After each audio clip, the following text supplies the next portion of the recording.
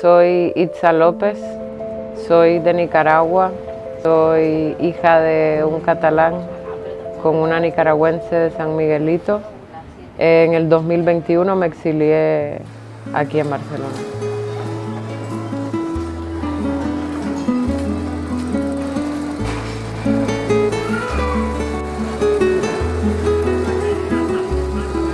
Yo salí de mi país sin ninguna posibilidad, sin ningún proyecto de vida.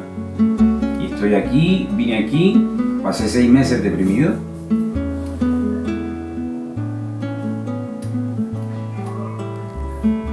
Que no quería nada. Pues es más fácil tal vez llevarlos para los que están ahí, pero también para los que estamos aquí sin la posibilidad de saber cuándo puta vamos a poder volver.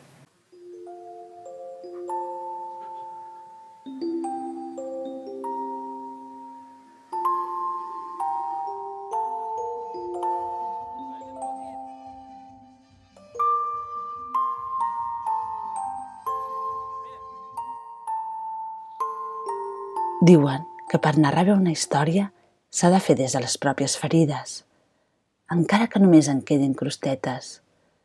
Res a veure amb les ferides que arrossegava l'Itza d'aquesta revolució traïda. Per això que el meu viatge a Nicaragua va començar molt més a prop, a la llar familiar.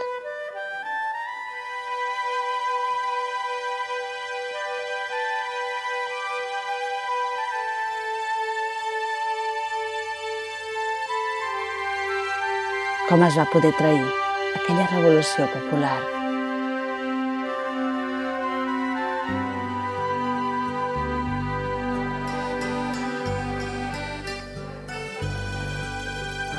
Sense saber-ho nosaltres, vam començar molts viatges, present i passat.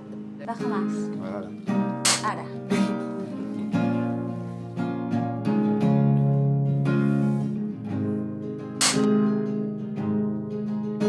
Alfonsina salió del trabajo rumbo de su casa.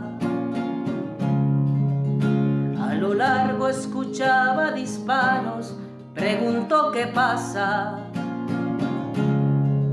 Las protestas se han arreciado, le dijo el conserje.